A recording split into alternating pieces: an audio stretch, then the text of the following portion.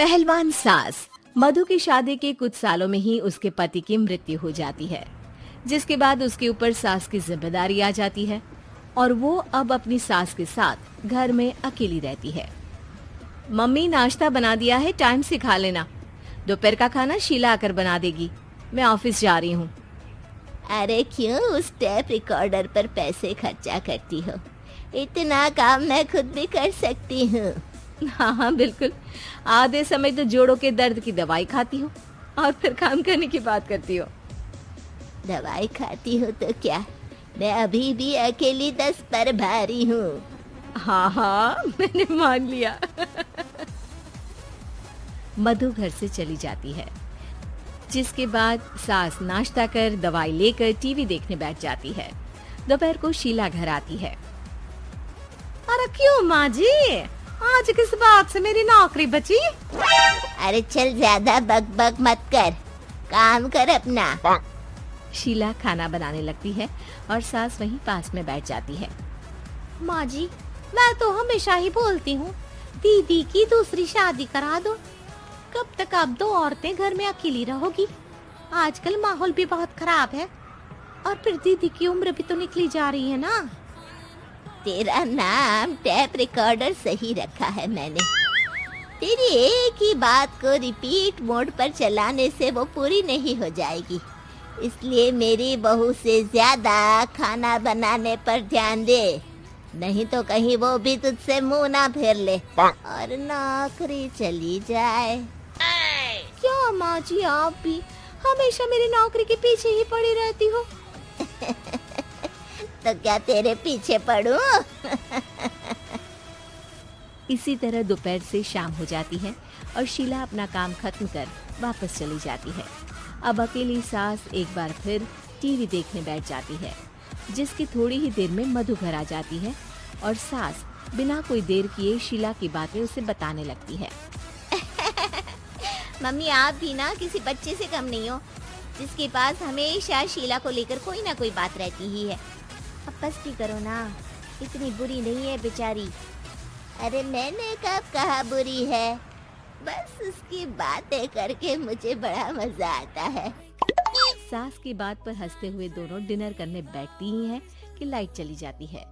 अंधेरे में मधु मोबाइल की फ्लैश लाइट जलाकर मोमबत्ती ढूंढने लगती है।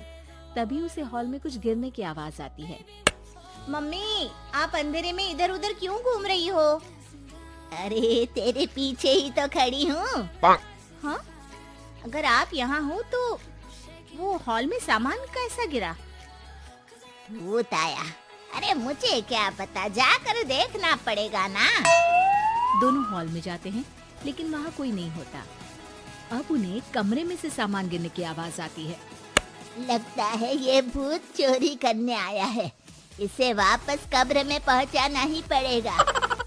बस हाँ हाँ, आप ज्यादा ना 30 मार खा मत बनो, मैं पुलिस को फोन करती हूँ। अरे जब तक तेरी पुलिस आएगी तब तक क्या वो हमारे साथ बैठकर अंताक्षरी खेलेगा? हट डरपोक, संभालने दे मुझे। अब सास पास रखा फ्लावर पॉट उठाकर कमरे की तरफ बढ़ने लगती है, जहाँ उसे 2 आदमी दिखाई देते हैं। पीछे पीछे मधु भी वहाँ आ जाती है। मम्मी, अभी भी मौका है, बाहर भाग जाते हैं।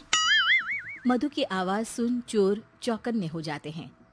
ओए तुम दोनों, जहाँ हो वहीं खड़ी रहना, नहीं तो दोनों को गोली मार दूंगा। अरे तुम दोनों अभी के अभी बाहर जाओ, नहीं तो मैं तुम्हें जिंदा नहीं छोड़ूंगी। ये बुढ़िया हमें धमकी दे रही है। अबे तुम दो अकेली अब लड़ते क्या कर लोगी? अरे जा भाई जा, दोनों को बांध दे।